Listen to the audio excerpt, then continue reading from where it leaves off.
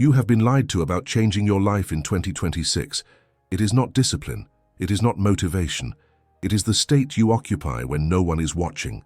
Change the state, and the year must obey. Every January begins with the same quiet promise. This time will be different.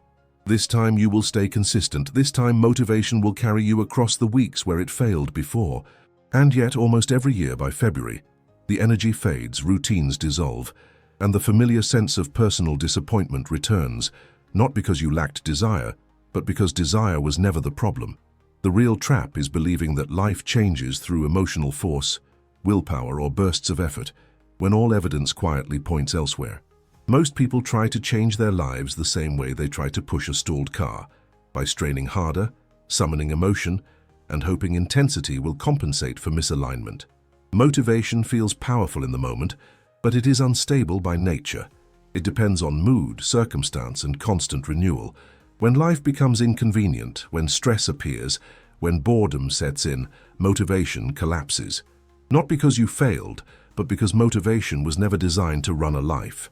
It is fuel without an engine. This is where the correction offered by Neville Goddard becomes unavoidable. Neville did not teach that life changes by struggle, discipline, or effortful self-improvement. He taught that life changes by state. A state is not an emotion you hype yourself into. It is an identity you quietly occupy. It is the inner position from which behavior, reactions, and decisions arise automatically. When the state changes, action follows naturally. When the state remains the same, no amount of effort can produce lasting results. Motivation, then, is nothing more than emotional fuel, temporary, inconsistent, and dependent on circumstances. A state, on the other hand, is an automatic engine. You do not need to motivate yourself to act in alignment with who you already assume yourself to be. You do not wake up needing encouragement to respond as yourself. You do not struggle to maintain behaviors that feel natural. The moment something requires constant force, it is revealing that the identity underneath has not shifted. Neville often pointed to a simple but devastating insight. You never try to act like who you already are. You do not rehearse how to be yourself. You do not push yourself to think your own thoughts or respond from your own character. Action flows effortlessly from assumption. The strain people feel when trying to improve their lives is not evidence of laziness or lack of discipline. It is evidence of an identity mismatch. They are trying to live from a future they have not yet accepted internally. What modern language now describes through neuroscience only echoes this principle. Joe Dispenza explains that habits run automatically when they are wired into identity. When a behavior aligns with the self-concept, it no longer requires conscious effort. The brain does not argue with what it recognizes as familiar. Repetition does not create change by force. It stabilizes what is already assumed to be true. Identity-driven habits operate quietly, efficiently, and without emotional drama. This is why so many well-intentioned resolutions fail. They are built on emotional momentum instead of structural change. They rely on motivation instead of state. They attempt to rearrange behavior without reassigning identity. And when motivation fades, as it always does, the system collapses back into its default setting. The old self returns not because it is stronger, but because it was never replaced. The purpose of this conversation is not to inspire you, energize you, or convince you to try harder. It is to help you install an inner system before 2026 begins. A system that does not depend on mood, discipline, or willpower. A system that reorganizes behavior automatically because it reorganizes identity first. When the inner state stabilizes, choices align without struggle. When choices align, outcomes follow without force. The difference between entering 2026 unchanged and entering it transformed is not found in what you promise yourself to do, but in who you quietly decide you already are. When the state is installed first, life rearranges itself to match it. Not dramatically, not overnight, but inevitably.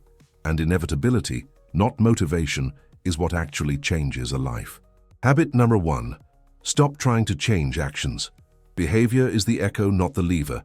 There is a subtle frustration that lives beneath most attempts at self-improvement, a quiet confusion that sounds like this: I know what I should be doing, so why can't I make myself do it consistently? People wake up determined, construct routines, set reminders, and promise themselves that this time discipline will prevail. For a while, it works. Then something interrupts the flow. Fatigue appears, life intrudes, emotion fluctuates, and suddenly the very actions that felt possible days ago feel heavy, unnatural, and strangely resistant. This is not failure, it is feedback.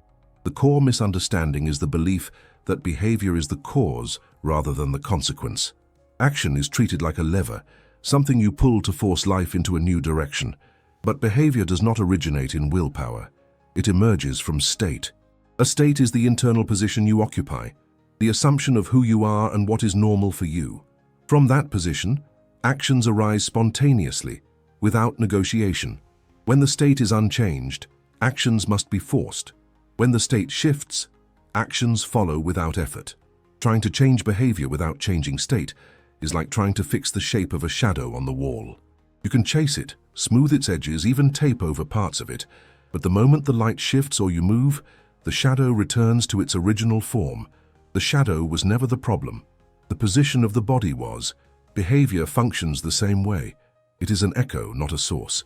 It reflects an inner orientation that remains invisible until you try to act against it. This is why forced routines collapse. They demand constant supervision. They require you to override yourself every day. They ask the current identity to behave like a future identity it does not yet recognize as real. That internal contradiction creates friction, and friction always consumes energy. Eventually, the system reverts to what feels natural, not because it is better, but because it is familiar. Neville Goddard was unwavering on this point. He insisted that action flows naturally from assumption. When you assume a state, you do not need to discipline behavior. Behavior reorganizes itself to match the assumption.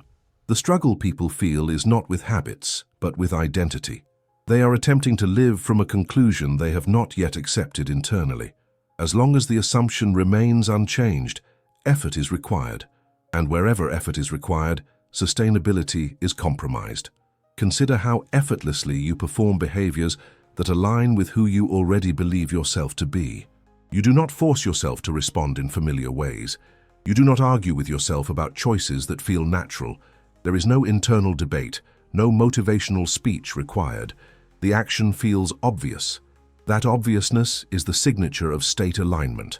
When behavior feels obvious, it lasts. When it feels heroic, it fades. This is why the first habit is not about doing something new, but about stopping something old. It is the habit of no longer attempting to change actions directly. The moment you stop using behavior as the lever, you reclaim energy that was being wasted on self-conflict. Instead of asking, "How do I make myself do this?" the question quietly shifts to something more precise. From what state would this action be automatic? That shift is subtle, but it is everything. Because once you see that actions are downstream, you stop fighting the river and start adjusting the source. You realize that discipline is not about forcing consistency, but about stabilizing identity. And this naturally leads to the next realization, one that changes how you relate to your inner world entirely. If actions do not create the state, then the real discipline must be applied somewhere else. Habit number 2, the mental diet that requires no willpower. You don't control thoughts. You choose which ones you feed. Once the illusion of controlling behavior falls away, attention naturally turns inward, toward the mental environment from which behavior arises. Most people believe discipline means controlling thoughts, silencing the mind, or maintaining constant positivity. This belief alone creates exhaustion because it positions the mind as an enemy that must be conquered. Thoughts appear automatically, shaped by memory, conditioning, and past assumptions. Trying to dominate them through force is like trying to stop waves with your hands. The struggle itself becomes the disturbance. A mental diet, as Neville described it, was never about suppressing thoughts or replacing every unwanted idea with a better one. It was about selection, not control. You do not govern what arrives in consciousness, but you always participate in what stays there. The power lies not in preventing thoughts from appearing, but in deciding which ones receive attention, emotion, and continuation. Attention is nourishment. What you attend to grows. What you quietly refuse to feed dissolves on its own. This is why the analogy of junk mail is so precise. You do not sit down and rewrite every advertisement that arrives at your door. You do not argue with it, correct it, or emotionally react to it. You simply recognize that it does not belong to you, and you discard it. The effort is minimal because the identity is clear. In the same way, unwanted thoughts lose their grip when they are no longer personalized, dramatized, or resisted. Resistance gives them weight. Indifference removes it. Replacing reaction with quiet redirection is not a dramatic act. It is almost anticlimactic.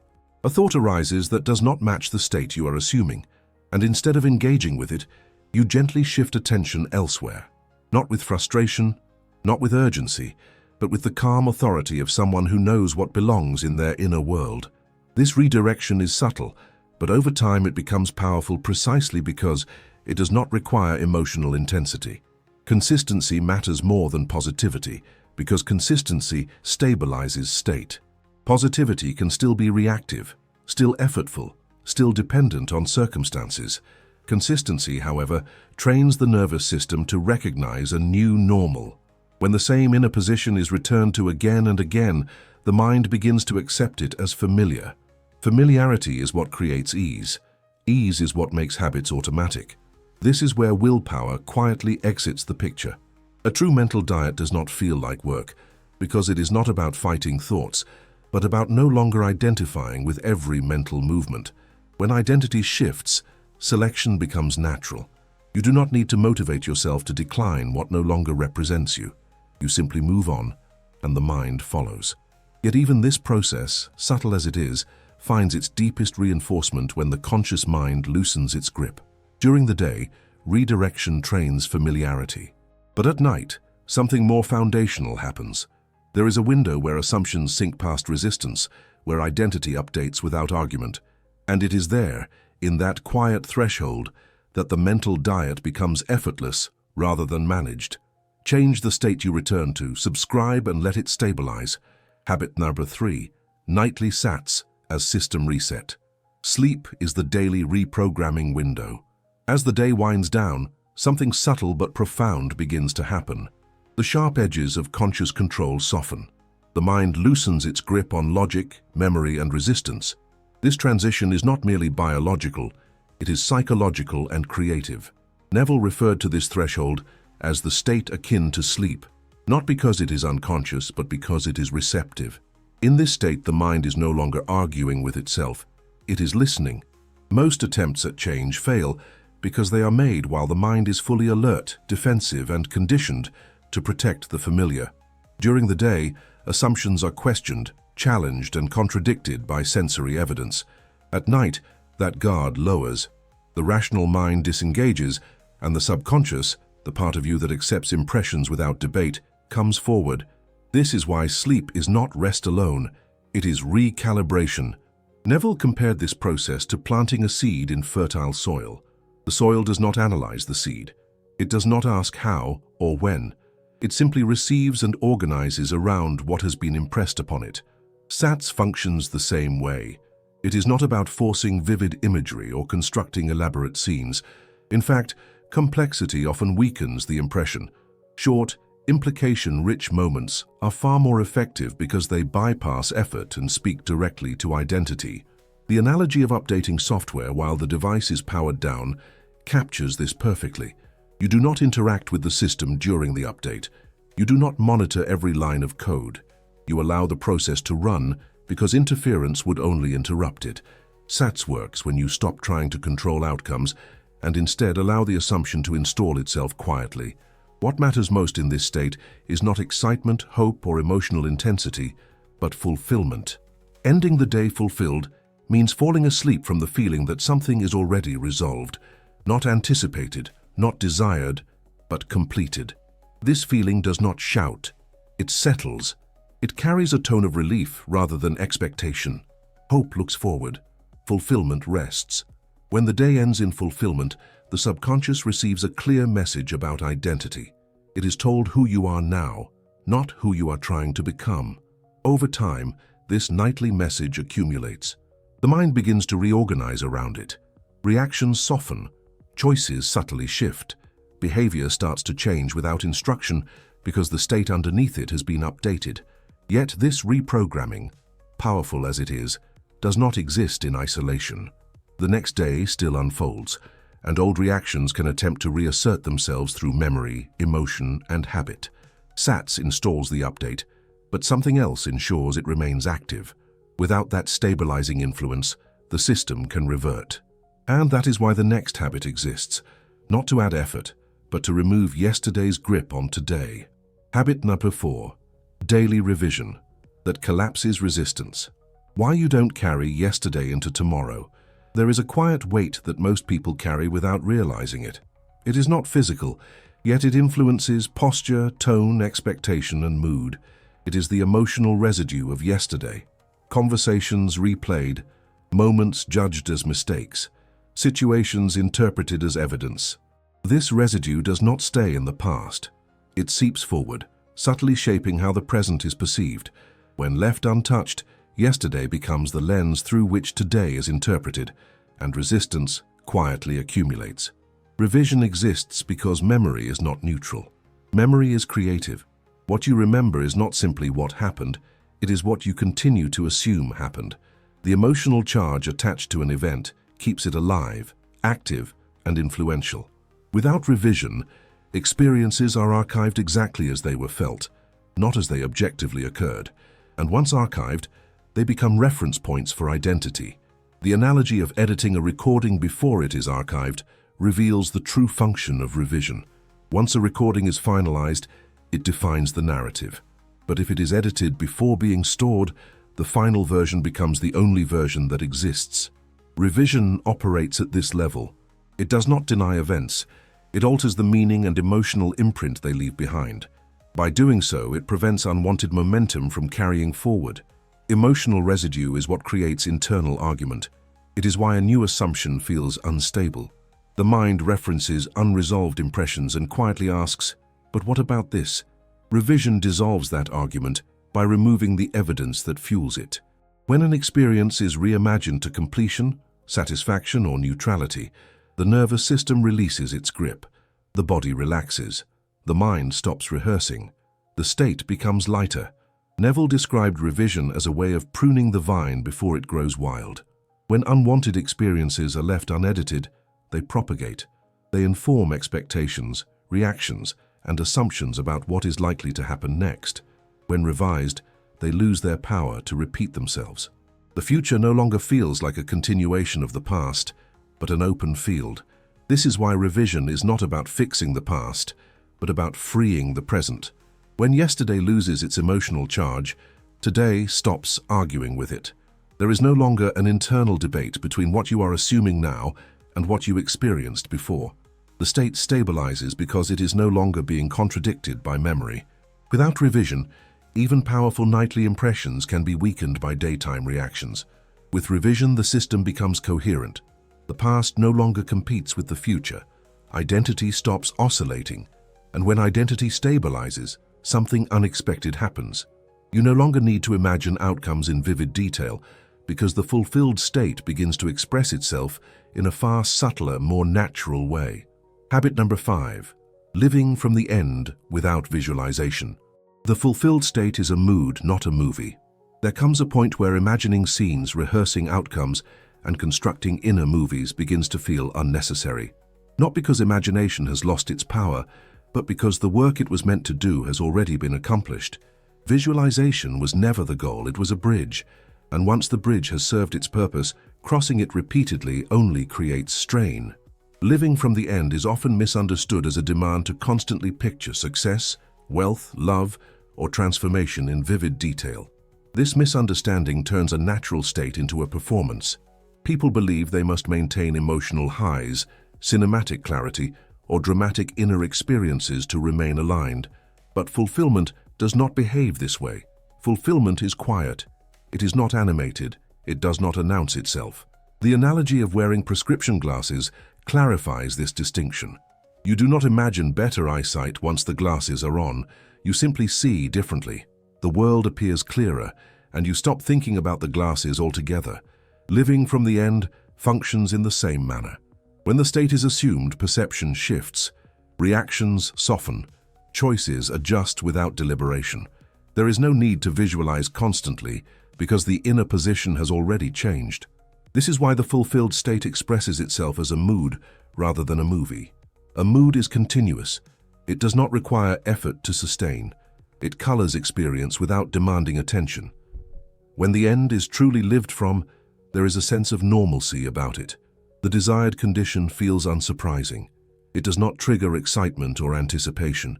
It feels reasonable, expected, even mundane. That naturalness is not a lack of faith. It is its confirmation. Subtle behavioral shifts begin to emerge at this stage. You speak differently without noticing.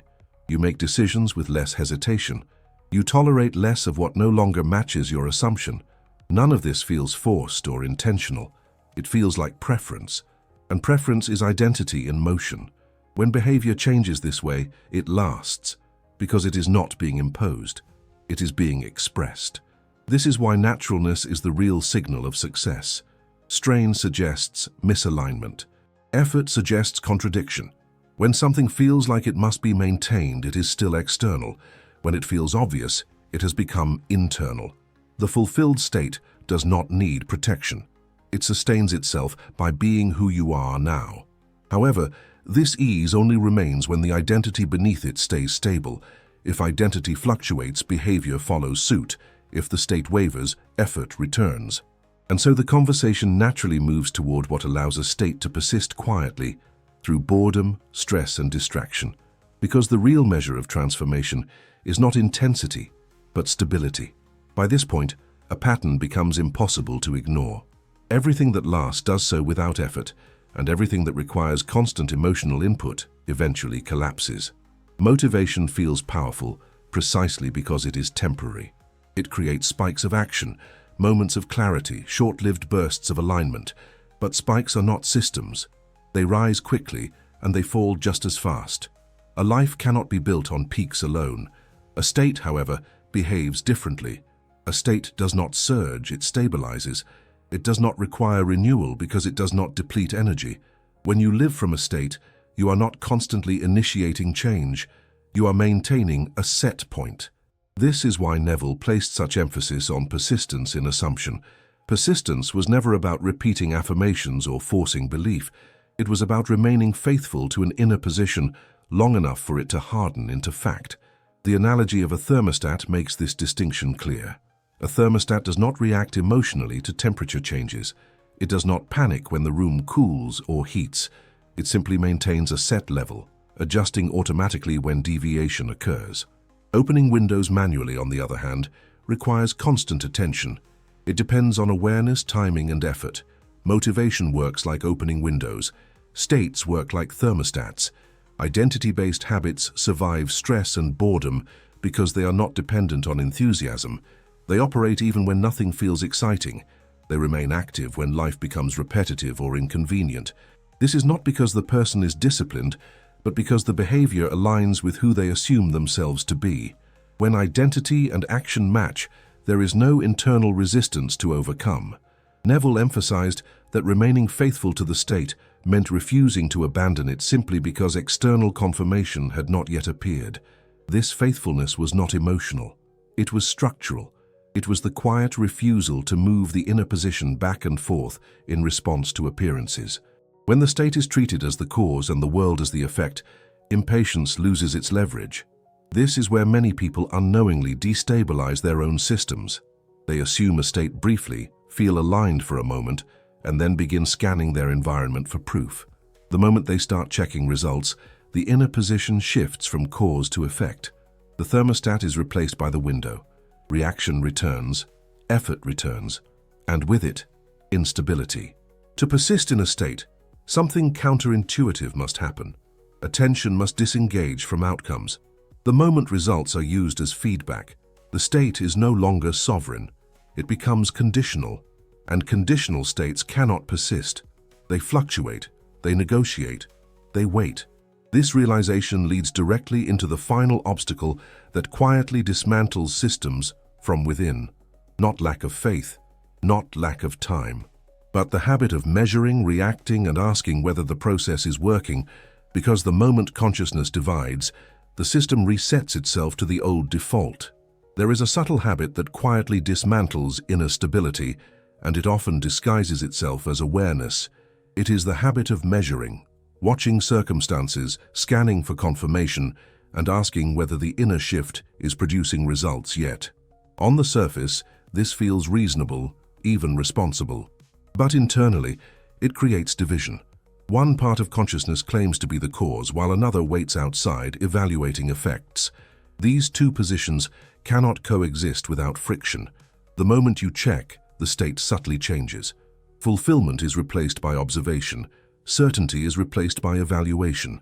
Instead of living from the assumption, consciousness steps back into the role of witness, and the identity quietly returns to the one that needs proof. This is not because anything went wrong, but because attention moved, and attention always determines which state is active. Neville illustrated this with the image of seeds being dug up to see if they have sprouted. Growth requires non-interference. The seed does not respond to urgency or impatience. Each time it is disturbed, momentum is disrupted. In the same way, reaction reactivates the old state because reaction belongs to memory, not creation. When measuring fades, inevitability takes its place. The inner position no longer negotiates with appearances. Results are no longer chased, they are allowed to arrive. And in that absence of reaction, the system finally runs without resistance. You don't enter the year reflects you. As the calendar approaches a turning point, most people unconsciously assign power to time. They believe the year ahead will shape them, challenge them, or rescue them. But time has never been a cause. It has only ever been a container. What unfolds within it is determined long before the date changes, not by circumstances, but by the state already assumed. This is why the idea that creation is finished is not philosophical, it is practical. If creation is finished, then 2026 is not something you build step by step. It is something you select by occupying the corresponding state now. The outer sequence of events does not initiate that state, it reveals it. Time merely displays what consciousness has already accepted as normal.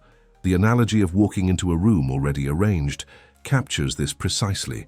You do not enter the room to decide what should be there. You discover what has already been placed. In the same way, the year ahead does not respond to effort made later. It responds to identity assumed earlier.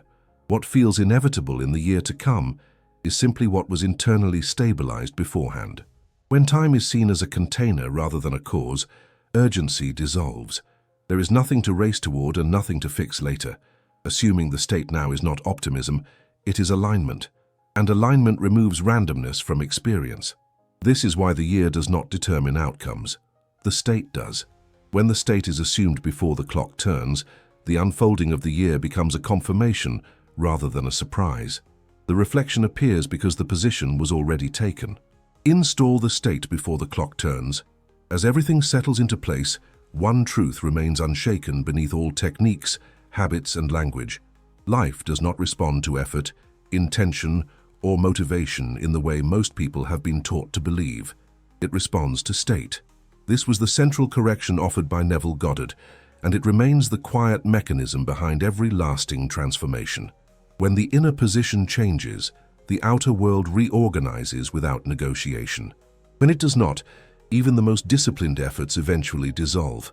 What gives these habits their power is not that they ask more of you, but that they remove what has been draining you all along. They remove the constant pressure to fix yourself, the need to monitor progress, and the habit of forcing change through emotional intensity. In place of effort, they install coherence. In place of struggle, they establish a system.